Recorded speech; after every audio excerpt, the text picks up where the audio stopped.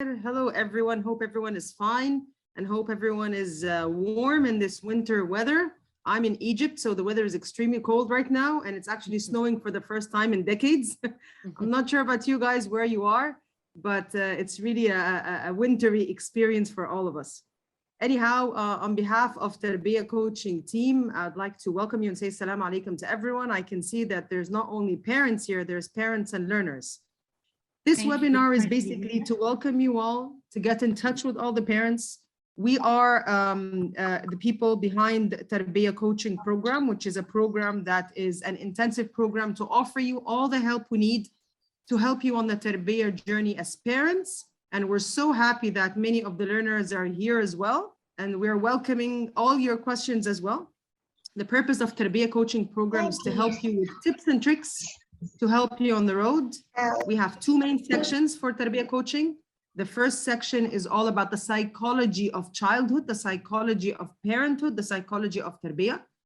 And the second section is all about Muslim character and how to help our children's become better Muslims for the future and for our families. And we have many sections under that. And if you want to go back to the very first video on the YouTube channel, Tarbiya coaching channel, you'll find more details on what this is about and what are the different sections. And you'll find Sally's face over there in the YouTube explaining everything for you guys. The purpose of this webinar is to talk about something very important, which is allowing, and to discuss anything to do with the Tarbiya program. I'm seeing a lot of people are joining, but the secret of today we're going to talk about is allowing. There's so many things that are happening in this generation that we have not experienced as parents. Social media, a lot of things, a lot of products that are out there.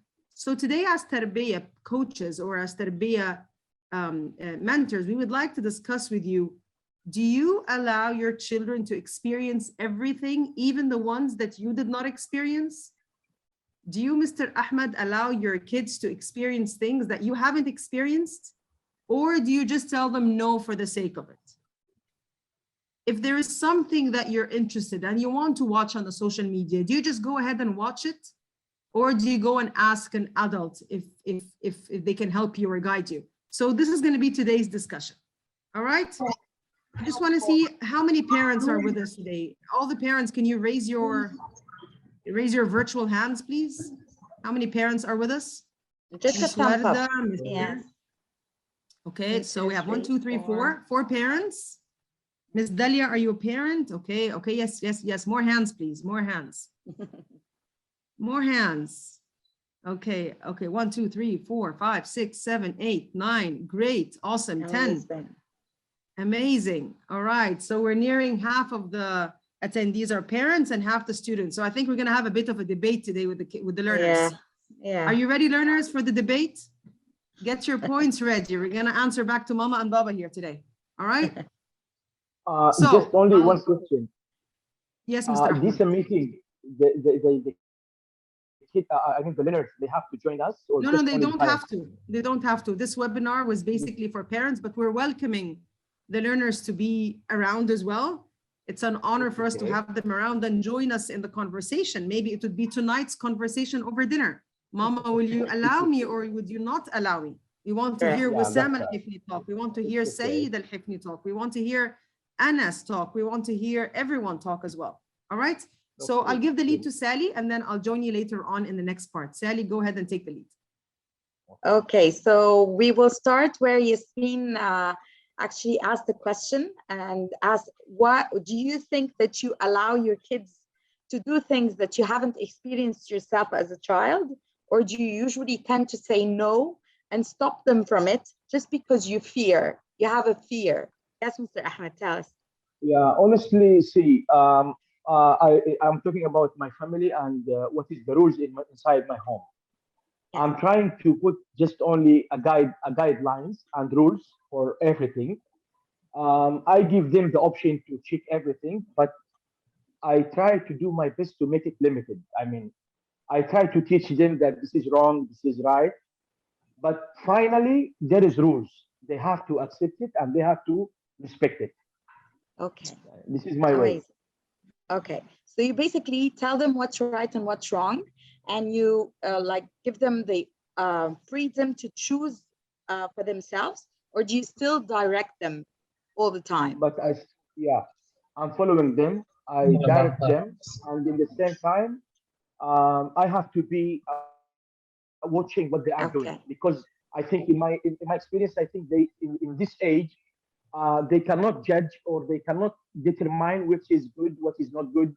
So we have to keep teaching them. We have to take care of them most of the time. This is the way, which I think is good, till they Amazing. be in the safe side and till they know what is happening around them in the world. After that, they can distinguish and they can know what is wrong, what is right. This is the Okay. what I did. MashaAllah. Amazing. MashaAllah, Mr. Ahmed. Okay, Miss Warda, would you like to join us? Yes, I think kids in general need direction. Initially, at a very early age, they need direction, and so it's important as parents to just give them the directions initially, and then kind of form the kind of perception in their minds, and then after that, it's more of a you get to choose. So I've taught you this. Would you rather this or would you rather that? And you already know what is more preferable for us, as a family or as in religion or so forth. So yeah. MashaAllah. MashaAllah. Yes. Also have Miss Atwain. Miss Atwain Yes. Sally wants to speak. Go ahead. Assalamu alaikum. Wa alaikum Alaikum assalam Assalamu wa alaikum. rahmatullahi wa barakatuh. I'm so happy that I'm here at this gather. Jazakumullah khair for your effort and care. Since the question was a general question, if we allow things to our kids that we haven't had it before, then I think it's better for me to, answer in general. It depends. First thing, alhamdulillah, because we're in a Muslim family and they, our kids are growing in a Muslim family, usually and mostly they only ask for things that, alhamdulillah, that are, are not prohibited. So mostly, it's not a challenge because how we're living, how the living is together and everything. For me, I don't have that much of a challenge. Sometimes I do, in types of games or something, or but yeah, sitting down with your child, giving them attention, listening to them, respecting them. "Birru abna'akum yabirrukum." So we need to show them love, respect, care, listening, lending our ears to them, and from there we guide them. If it's good for them, if it's okay, we go from there. Even sometimes, even if even if it's good, sometimes the things that they want from me, it's not something bad at all. It's not against our deen, but I still have to give them advices because maybe something good could lead to something bad. It depends. So I'm just generally answering the question, like in general. Amazing. Amazing. I really loved it. I was talking to Yasmin, one of my friends. She was telling me that her son started getting interest in shoes in general. Like he's so much into shoes, and he keeps getting asking for to get money to buy certain shoes and certain brands. And he started feeling that this is it started to be a passion. So the mother got so scared and tried her best to stop allowing the kid to have this as a passion, because she doesn't want him to be materialistic. She wants him to feel that, his value as a person comes from his character, comes from his beliefs, comes from him as a person, as a human being. And she started trying to stop him from that because out of fear. She was too scared. She's too scared that he would be a materialistic person and that he would start finding interest in things that are so tangible. And so we were discussing, me and Yasmin, recently, that we do sometimes freak out because even if it's not, it's nothing haram, but sometimes we go overprotective, we become very overprotective, and we get so scared that we haven't been materialistic. Why our kids are starting to feel that? So sometimes out of fear, we do kind of, keep directing our kids and asking them to stop loving certain things or getting attached to certain things, even if it's halal. So this was just one of the examples. As I said, we were talking generically, but we wanted to bring it up to these specific examples because sometimes it would be up to that extent where it's just something that the kids, at this age, because they get exposed from the social media and, the lifestyle that they live in, sometimes they get too much exposure. So they start falling in love with certain things that might not look haram, but we still, out of fear, try to stop them. Thank you for your feedback and your replies, Ms. Warda and Ms. Twain and Mr. Ahmed. And it's very, what I noticed is that many of you are not confused. We are, all of us as parents. I have 4 kids myself and Sally has 4 kids herself. We are stuck between, should we allow them to experience, even if there's a teeny weeny bit of risk, or should we stop and direct? And I think, like Ms. Twain said, it depends. Some things are not completely haram, or they're not completely halal. They are in the middle, just like social media. It depends on how you use it. So how do we guide them? Do we allow them, or do we stop them, or do we prevent them? And I think what we wanted to bring about here is that allowing is a skill that they need to learn. And they need to learn, as you said, how to choose what is right and what is wrong, even if I'm not in the room with them. Because I want to raise children who are God conscious. And I want Omar and Sayed and Wissam to be God conscious themselves. Even if Baba's not home, I'm still going to worry about whether what I'm doing, and even Ilyas, whether what I'm doing is right or wrong. So right now I'm flicking through the social media and I see something that seems to be not okay. And Baba's not in the room with me. How do I think? What do I do? Do I stop, think, or just follow the adverts and go ahead and watch? Right? So I think one of the things that we need to do is just sit with our children and just ask them to, how do you pass that thought before acting?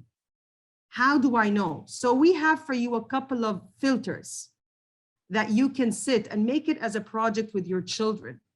If you can just sit in a meeting between you and the kids 1 day a week, or one day every 2 weeks, and just just teach them how to process the thought. So Omar, if something comes up in front of you that your Baba has not experienced, and it might be right and it might be wrong, what do I do? How do I think? How do I ask the first question? So the first question is, the first filter is, I need to pass it by God. The first thing is, will God allow this? Will God be happy with this or not? That's the very first filter.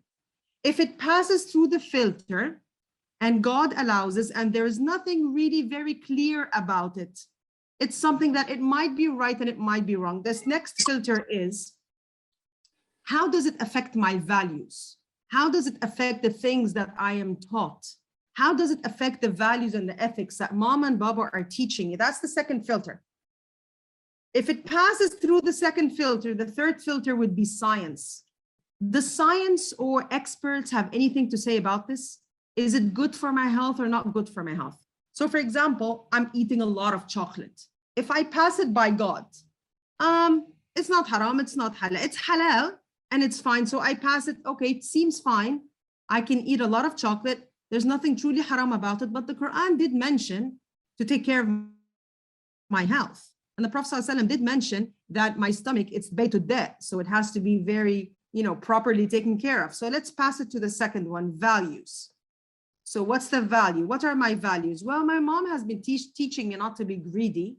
So I'll pass it by that, but maybe I'll eat just 2 pieces or 3 pieces of chocolate. That's it. I'm not being greedy. I have 15 pieces at home.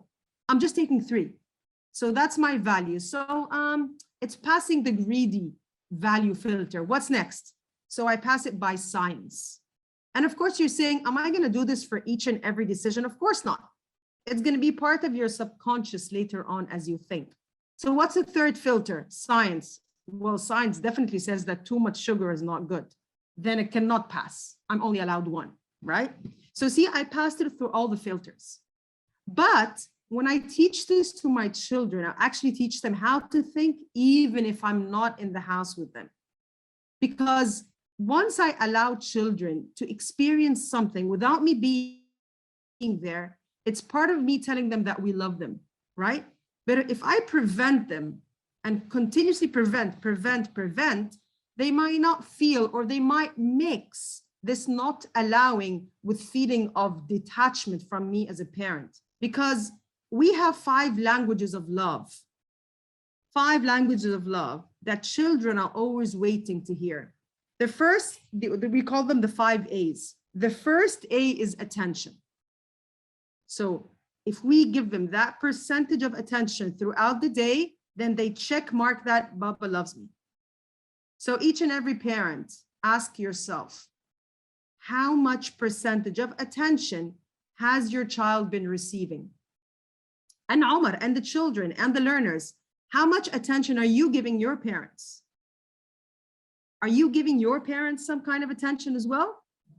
Saeed, are you giving your mom and dad and whoever is around you in the family and your sisters some kind of attention? Wissam, Muslima, Rabia? So the first one is attention. The second A is acceptance. That's the second language of love. So if I feel accepted, even though I make mistakes, which is normal, then that's another passing of love. My mom loves me. And Omar, are you accepting your parent as well? Even sometimes if they're angry, even sometimes if they might not give you the amount of allowance that you want? Omar, you raised your hand. You want to say something? Your voice is lagging. Is what? My voice is? Lagging. It's not clear? Yes. Okay. Is my voice clear, Ms. Warda? No, it is clear. Yeah, it's fine. It's clear. Yes. Okay, Omar, maybe you need to fix the headset. Okay? Just fix the headset. All right? And I'm watching all your emojis. So I'm watching all what you're writing. So I want to ask you about this crying face. Let me know what are you crying about, and I'm always here to help. Okay? Anyhow, so the second A is acceptance. The third A, Mr. Abu Khattab, is affection. Do you give your mom some affection? Do you go and hug her? Do you, as a parent, give your child the physical affection that they need? Even though I'm a man and these are my children, they do need that physical touch. Did you know that physical touch releases and helps people going through depression? Physical touch and affection. Do you know that affection and hugs and expressing my love to my children and vice versa is actually making them smarter? It's actually helping parts of the brain grow better. That's the third kind. The fourth is appreciation. Are you appreciating all the efforts your parents are doing? And are we appreciating the steps our children are taking? Wissam, are you there? Wissam Al-Hifni. Yes. I want to ask you, when was the last time your parents appreciated something that you've done, and how did you feel that you were appreciated? I am sorry. I don't understand what are you talking about? آخر مرة كلمي عربي؟ بتكلم. اوكي قولي بالعربي وانا هترجم. آخر مرة مامتك وباباكي قالوا لك حاجة عن حاجة انت عملتيها وانبسطوا منها قوي وحسيتي قد ايه ماما لاحظت قوي الحاجة الحلوة اللي انا عملتها دي. امتى آخر مرة حصل كده؟ أمس. امبارح؟ امس؟ ايه اللي حصل امس؟ كنت بساعد ماما في شغل البيت في المطبخ بجد؟ وهي عليك الله يرضى عليك الله. وحضنتني. انبسطتي لما قالت لك كده؟ حسيتي انك عايزة تساعديها اكتر واكتر ولا خلاص كده هي مرة وخلاص؟ لا طبعا. عايزة تساعديها تاني؟ Okay, so Wissam was saying that she felt appreciated when she helped her mom yesterday in the kitchen, and her mom just made dua for her and told her, Allah yarda alayki, may Allah accept your deeds, may Allah be happy with you. And she felt appreciated. So she felt the language of love. And I asked her, would you like to do it again? Did that push you to help your mom more? And she said yes. The last A for the language of love is allowing. And this is what we're talking about today, is allowing. allowing our children to experience, even if there's a teeny weeny bit of risk. Because if we are there always to prevent them from problems in life, then we're really not raising resilient children, are we? We're raising children who are just following the book without thinking for themselves. So we want our children to think for themselves what is right and what is wrong, even if I'm not with them. If they are in school, I know you all are homeschooling now, but you might be going to clubs, you might be going to malls. How will you make a choice whether this person is that is good for me to be a friend with, or this person is not completely close to my values, and I really don't think is going to be the right friend for me? How do you make that decision? All right. So we need to sit with our children and explain that. So what are the 5 A's? It's a quiz here.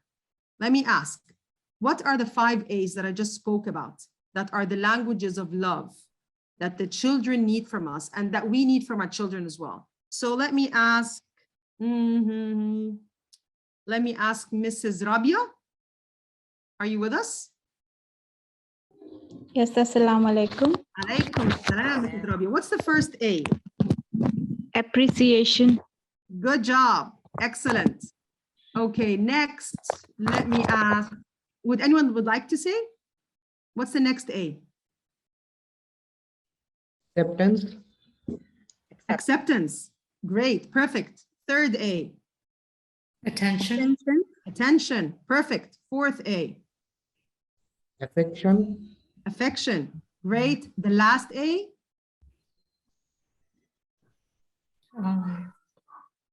Which is the topic of our webinar today. Allowance.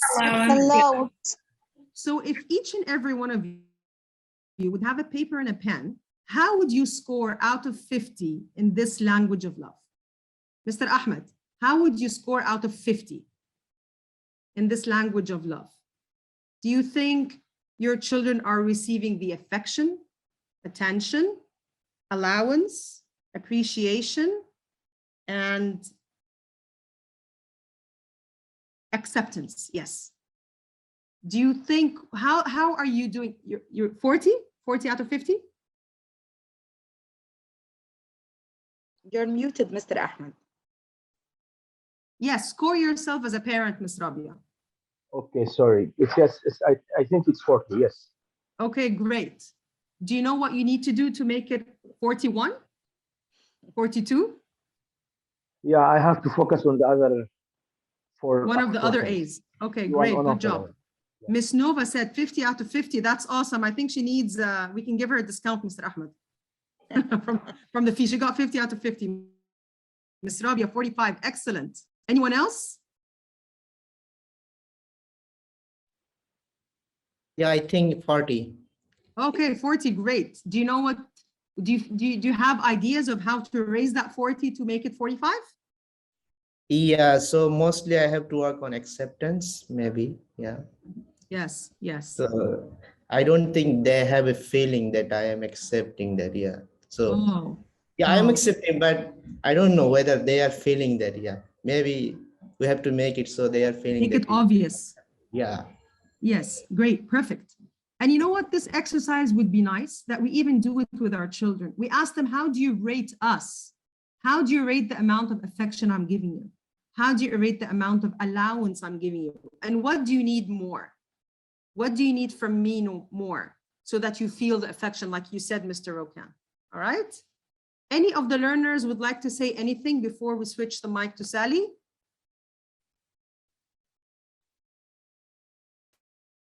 No. No, thank you. Perfect. Okay. All right.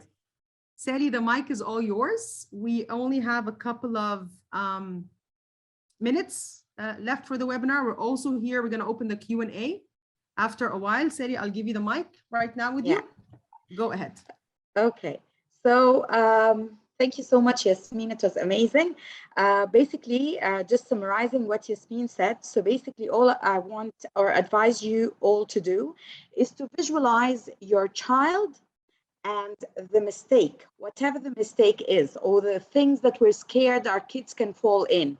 Just visualize them like that and think that if you are the reason in between both of them, if one is on the right and one is on the left, the kid and the mistake or the problem, if you think that the kid will not do the mistake or the problem just because you pop in between the picture, then that's a problem, because God forbid, we're not always there with our kids, correct? They'll probably grow even and leave the house or move to another country or get married. They'll get lost. They'll not know what to do if you are not popping in between the picture, correct? So if you think that your kid is not doing the mistake just because you're there and they're scared that you are there, then you need to rethink, how can you teach them a life skill that will help them think for themselves to try to make the right decision? What are the bases that they go back to, the Islamic bases, the family rules that you guys already put in place? How can they refer back to these bases so that they can make the decision themselves, that they do not want to jump to the mistake? So always make this visualization for yourself and try to always assess, am I teaching my kids the right life skills that will help them in their life in the future to make those decisions, whether to make the mistake or not? Even if I'm not there, this is one of the tools. And of course, with the younger ones, you can always teach them a lovely skill that we usually say, the traffic light skill. You teach them that if you are doing anything in life, if you feel tempted to do anything, even if it's just eating chocolates, think about the traffic light. You don't want to flip the traffic light. Sometimes we flip it. We go green, yellow, and then red. We first eat the chocolates. We eat them quickly before mommy sees us, for example, and then we stop. Our stomach hurts, and then we think that, oh my God, maybe I shouldn't have eaten it, and then I stop for some time, and then I get tempted again. So the only solution to do that is to put back the traffic light in the right place. So we stop, we think, and then we act. So this is one of the tools that you can teach your kids on, especially at the younger age. How can they, stop themselves from the temptations they have on small things like, for example, overeating chocolates, let's say. So, and you need to always think for yourself, let's say, ask yourself, if I also wanted to ask Sayed and all the students that we have with us today, if your parents tell you not to do something, what do you do? Do you tell them, okay, I'm not going to do it, and you still go ahead and do it? Or do you say, okay, I'm not going to do it, and you don't do it and you stop doing it? And when you stop doing it, do you feel that you are angry inside you and you don't understand the reason behind why are they saying no? Because the problem is, if you don't understand why are they saying no, if the parents don't explain to the children the reason behind the no, or at least, as I said, teach them the skill to discover themselves or evaluate, like Yasmin said, and put them in filters to make the decision themselves, there will always be two consequences to this. Either kids will withdraw from everything, so they will stop trying things in life. So even trying new sports or trying to have new friends, they will stop. They will just withdraw from life in general, and they will fear everything. Or some of them will have intensified anger inside them, and you start seeing they are a little bit aggressive in their actions, and they tend to be handy. They do hit a lot, or throw tantrums, or always say no impulsively, just because they're also having this anger inside them, and they cannot articulate it. They cannot explain it to the parents. They want to tell them that I'm so much controlled. There's no space for me. I don't know, why are you doing this to me? So we need to always evaluate these things and start thinking from there. What are the things that are missing? How can I, as Yasmin said, the 5 languages of love, which one am I missing on? How can I help myself, do better in this one of the skills that I'm missing, and things like that. And always have an open discussion with your children. Even if they're so young, they will always understand. Believe me, they'll always feel what you want to say. They'll always feel much appreciated when there's an open discussion between you and them. and always try to see what you can do to make them feel much better, and listen from them, because they will always have a reason. They'll always have something that they want to say.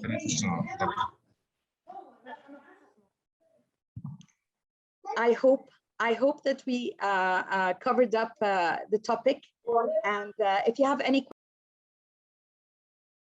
Ellie, you're muted. You're muted. So if we summarize what we spoke about today, we spoke about the 5 A's of love.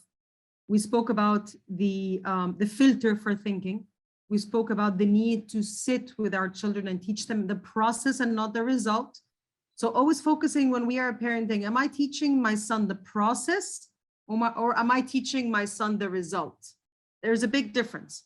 We usually teach our children the result. We tell them, don't do that. That's it.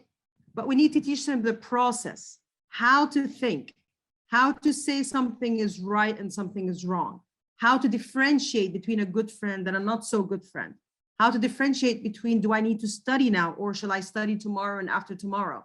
So always teach the children the process. And then Sally gave us an amazing technique, which is the traffic light, that we need to teach the children on how to use it, rather than to use it the wrong way up, is that you act and then you stop and then you regret. How to teach them to stop first. And usually tell them this: if you really want to do something, wait for 15 minutes before doing it. Wait for 15 minutes, because usually the temptation does not last more than 10 minutes. A temptation to any kind of action does not last more than 10 to 15 minutes. So we need to ask them, wait for 15 minutes and then revise what you need to do. So our content for today is done, but now we're opening for a couple of minutes for Q&As. We're here if you have any questions. Yes, even parents could use it. Exactly. Even parents could use it, even if you're just so tempted to scream, if you're so tempted to, to shout your heads off. Remember, always use the traffic light. Stop first, then think, and then act. And we actually, in our workshops, we used to actually, get a physical traffic light with us and just ask myself, okay, I'm going to do this now. Am I holding it this way or am I holding it the wrong way?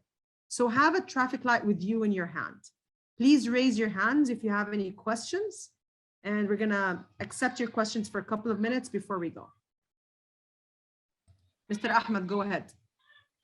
Yeah, just only one question. For out of these 5 A's, which one is the one which is, let's say, the big percentage which is effect on our sons, our daughters, or our kids? Which one is the main? For example, if I say the love, do you think that the love is the majority of this out of these 5 A's? Yes, there are, and they actually change from person to person. So if I am in a very bad state, in a low mood, which one do you think would be the most important one? I had a problem with my friend at school, and I'm not feeling very well. Which one do you think would be the priority for me now, that I need from you now? It depends attention. on, yeah, attention. If, for example, or affection, if, for example, I've done a great job and I'd studied so well, but I got a grade that might not be the perfect grade that you're asking me to, but I got a good grade because I think it was equal to the amount of effort. So which A do you think I need from you? Yeah, but I think if your child is love you, then they can obey and they can do what you want. I'm wrong? Yes. Well, one of the most dangerous ones I feel is acceptance. If someone feels unaccepted, they will not get the attention. Acceptance is come by love. Yes, they will not get the attention. They will not feel, even if you're appreciating, they might feel that you are manipulating. Thank you. Good job. You've done a good job. If I don't feel accepted for who am I, and I'm always criticized or always feel that whatever I do, I'm not up to someone's expectations or whatever, then I think it's a doorway. I would say it's a doorway. And from our coaching experience, me and Sally, we see a lot of people who are falling into problems in mental health because they do not feel accepted. And they did not feel accepted as children, either from their teacher, either from their parents, either from their aunts and uncles. So I think it all depends on the state, but I think acceptance is always a key. If I feel accepted, I will look at life in a much different way. If I feel not accepted, everything turns down. I'm only seeing black and white. All right?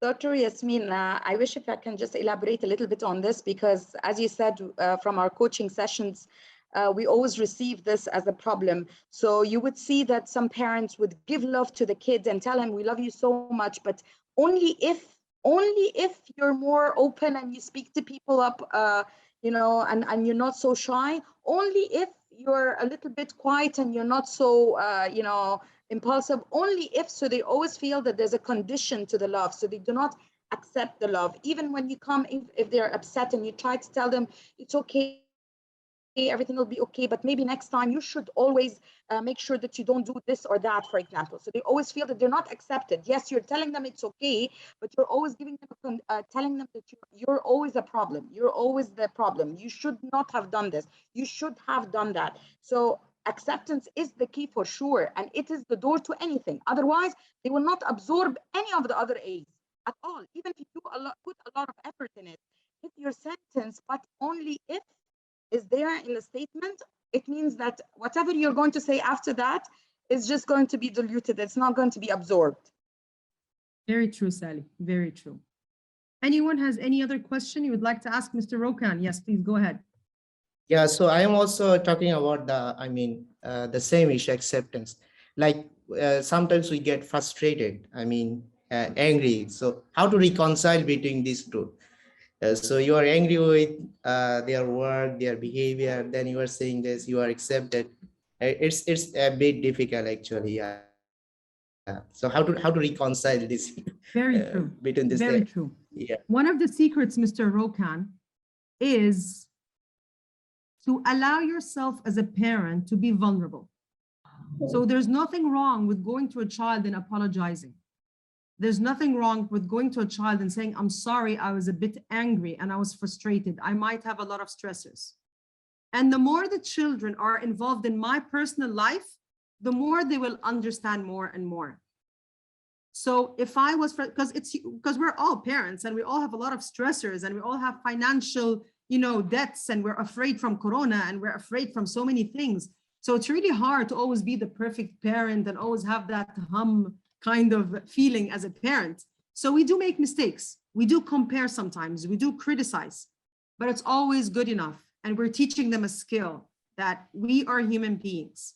And I will go at the end of the day. And the most important part, Mr. Rokan, is to do that before they go to sleep. Go before they go to sleep and just tell them, please forgive me. If there was anything that I've done today that might have hurt you, you know how much I love you. And that does not mean anything. Accept my apology. Because that's what we're teaching them, that it's normal to have mistakes, even as parents. We're not perfect. So just reconcile. And also, like one of the amazing parents said, is to use the traffic light ourselves sometimes. We're very frustrated. Just picture it visually, that traffic light. Stop for 15 minutes before replying to your children. Stop for 15 minutes before you want to utter this word of bad boy or bad girl or whatever. Stop for 15 minutes, because we're actually training ourselves to use that in life in general, right? So I hope we answered your question, Mr. Rokan. Yes, I would like to just quickly say to Mr. Rokan, if you can also, as Yasmin said, be gentle on yourself, and but at the same time, try to focus on where do you actually, put your anger gets really exposed to them. So if you feel that when you come back from work, let's say you're very stressed, try not to be involved in their life for some time until you relax and settle down, and then you start getting involved with them. As Yasmin said, using the traffic light definitely, and trying to, as much as you can, if you feel that you're going to get angry, go sit somewhere all by yourself and ask yourself, why are you angry? Because sometimes we're not angry from the child or the behavior, we're angry from something that is triggering us as humans. So something that maybe I do not want to feel that I failed as a father, or I do not want to feel I'm blaming myself for always being at work, for example, and not at home. Sometimes the anger is actually misplaced. You know, so you need to sit with yourself, as Yasmin said, just this 15 minutes will make you think about why are you angry, and if you, let's say, go and put your anger out on them, will this help them? Will this teach them anything? Just ask yourself, if I shout now or show them that I'm angry, what are they going to learn? Are they really going to learn anything? If I was in their place as a kid, is this is this something that I would like my parent to do to me to help me? So these things will always, but as Yasmin said, we're all humans. At times, this is just a natural response. The only thing is that how can we go back to our, our consciousness brain, not our subconscious, and think before we act, as we tell them. Yeah, thank Mr. you. Anas was asking, you're welcome, Mr. Rokan. Mr. Anas was asking, how can we make our children feel our acceptance? Let me ask it back to you as a parent. How do you feel accepted as a human being? Ms. Warda, if I ask you, how do you feel accepted as a human being? You're muted. You're muted, Ms. Warda. Yes. I think it all comes down to the love that we feel, the love that we get and that we feel from others. And something that, referring back to, which one is much more important, I think they're all correlated. There is not one that is, more important than the other. Of course, I think if affection comes in first, because they are children at the end of the day, and no matter what they do, what they are, as long as you're giving them that affection, they will feel the acceptance. And once they've felt that acceptance and you've given them both of that, then they will definitely feel the other three, which is, so forth. But of course, the allowance is the hardest part, I think. I think for me as a parent, it's definitely allowance is a challenge, especially when, yes, especially when, you can only control what's within your four walls. You can't control what's outside. And that's the challenge. The challenge is what's outside, because you've set a mindset for your child, and that mindset, once they've decided to step out, kind of gets triggered by all those, all the things that are happening outside, all that nonsense and so forth. So where do you or how do you manage the child's mindset when there's just so much commotion happening? For instance, what's not allowed in this house might be allowed somewhere else, and you kind of teach them, they're different households, and those children are different, and they have parents, and their parents teach them differently than what we teach. But when it becomes a norm, yes. And that, you kind of teach your child, we are different, you need to be different, right? Because the norm now isn't so great. Even the Quran said that the norm will keep on getting worse and worse. Yes. لا يعلمون لا So يعقلون. this is the challenge, yes. Yes. So that's a great question. But let me go back first to the question of how does my child feel accepted? Yes. Mr. Tahir said that I feel accepted when I'm loved while I'm at my lowest. Yes. So what is the opposite of acceptance is feeling rejected or criticized. Even if I'm making mistakes, I'm feeling criticized as if I am not allowed to make any kind of mistake, right? So acceptance is that even if I'm at my worst, I'm at my worst kind of state, I'm at my worst kind of physical or stressful, am I allowed to make a mistake? Am I accepted for being wrong sometimes? Like, for example, if we as parents and our manager at work always criticizes us when we are tired.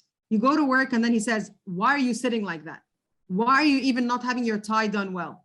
Why have you not given me the target? Why have you not fulfilled the target for the job? Why have you, all these whys and this continuous kind of blame, criticize, not knowing that you are a human being is what makes a person feel that they're not accepted.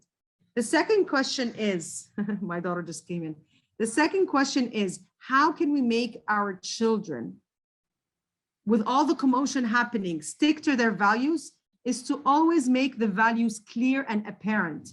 Even if it is that we sit together, we decide what are the top 5 values that this family is always going to be rotate around, write it on a piece of paper and hang it on the wall. And while we're speaking to them, we're always reverting back to the value. So we say, remember, Omar, when we said we as a family, our mama did this with auntie, or mama did that with uncle or whatever, because she was applying this value. So make the value part of your language. Right now, when we say honesty, the kids say, Mama, you're boring. Honesty? What honesty? What are you talking about? Values become a language that is outdated. So the more I speak values, the more they will take it into consideration. It's always going to be part of their psyche. Anyhow, Mr. So Ahmed, just one last thing. Just Yes, one last go thing, ahead, Sally, and going then to we're done Warda. for today. Yes, I would say for the acceptance, I would recommend if everyone can watch the video that we posted on the YouTube on praise versus encouragement, because I do believe that encouraging your kids on their strength points and their good behavior always shows that we are focusing on what is good in them, and that's part of acceptance. So, and that doesn't come from praise at all. It does come from encouragement. So you encourage them on few things. Oh my God, I can't believe you actually thought of mama and you did take the dishes to the kitchen, for example. Just a small thing, encouraging them on the action they did. Just not saying, oh, you're such a good girl or you're such a good boy. No, no, no, that doesn't help at all with acceptance, but encouraging them on what you see that is really something that is good in them, shows them that you're accepting them and you're looking or focusing on what is good. So this is one thing that I really wanted to ask you. If you can watch the videos, they're not a very long one, so I would really encourage everyone if you can go through them. They have nice little advices, and the PDFs that we send you with the emails, they're also very good because they put it in practice. Whatever you hear, you put it in practice. So please do follow up with us. They will not take a lot of your time, but they are really good reminders. And just one last thing about how can we teach them that this is our values and this is our house values. SubhanAllah, like Yasmin said, the Rasul Allah told him in the Quran that the whole religion is based on fadhakkir, reminding people throughout life. This was the main job of any prophet that came on this earth, is to remind us of what is the truth. So I think this is our job. Forget, it's not in our control at all, even in our house, by the way. Now with all the exposure and the social media, even inside the 4 walls, we're not having control. So the only thing is that our job is to keep reminding, and we need to learn how to remind, because the rule is, it's not what I say, it's how I say it. So put this rule in your head. It's not what I say, it's how I say it that touches the heart, and that actually affects me and helps me to act upon what I'm reminded of. So this is my last advice to all. I think Mr. Ahmed Giddi wants to say something before we all leave. Yes. Yes, assalamu alaikum. First and foremost, my apologies. There's an issue with my camera, so I wasn't able to turn it on. But on behalf of all the attendees, this has been a phenomenal webinar, mashallah, tabarakallah. And we'd just like to thank both of our speakers for their valuable contributions. May Allah subhanahu wa ta'ala make it heavy on the mizan of hasanat. And for those who joined late, inshallah, we will make this session available to you so that you can watch it with your friends and family, inshallah. I did have a question that I wanted to ask in relation to the 5 A's, specifically with allowance. Because for most parents, and quite a few have mentioned it here, that allowance is one of the challenges, especially when your kids, there are stages in their lives when they make a lot of mistakes, and those mistakes recur. So at times, this can lead to parents not trusting this process, and they might recant back into that micromanaging process. So what advice would you give to parents that will start implementing this process of the 5 A's, But, you know, when the child is making that first mistake and second mistake, it's fine.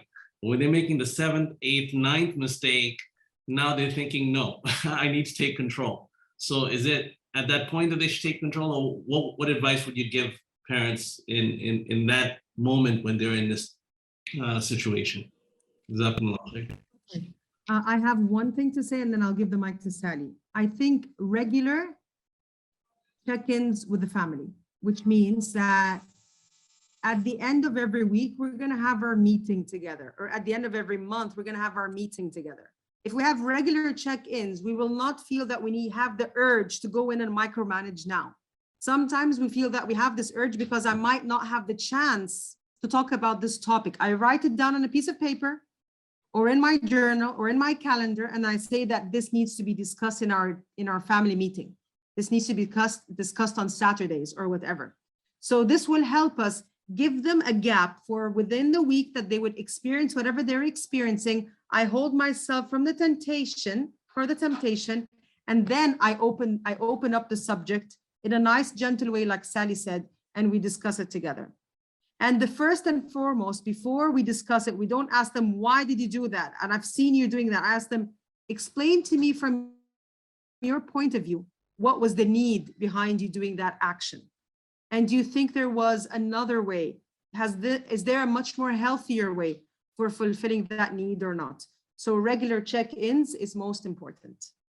Sally, if you'd like to say anything else, yes, I'd just like to add to that before we finish. I would like everyone to, especially as Mr. Ahmed said, that the mistake is being repetitively done.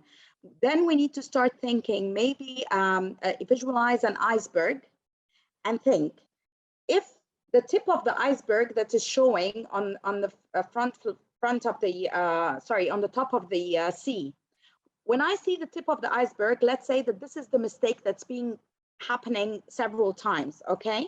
And I'm trying to figure out how can I tell him that this mistake is not acceptable. And he will stop for some time, so I will think that I remove the tip of the iceberg and the behavior goes away, and then again it happens, or he does the mistake again, and I see the tip of the iceberg is building up again, either with the same behavior or something similar. Another wrong behavior, but it's similar to what has happened before. So I need to start thinking, then maybe I'm tackling the tip of the iceberg, but there's a lot of other, you know, the rest of the iceberg is down below the surface. The reasons behind the formation of the tip of the iceberg. There's a lot of reasons behind the surface that is letting my kid redo the mistake again, although I have advised him and showed him that it's not right, it's haram, it's not good, it's not appropriate. Then why? I need to start thinking here, why? Because if I keep tackling the problem from the surface, it will keep reoccurring again and again, and it will never end. And I'll always feel that, oh my God, there's no way I can't get this you know, kid in a proper action. I can't get him, you know, to behave properly. What's is wrong? I'll start doubting myself or doubting the kid himself. So this is where the problem happens, that I'm concentrating on the problem, the tip of the iceberg.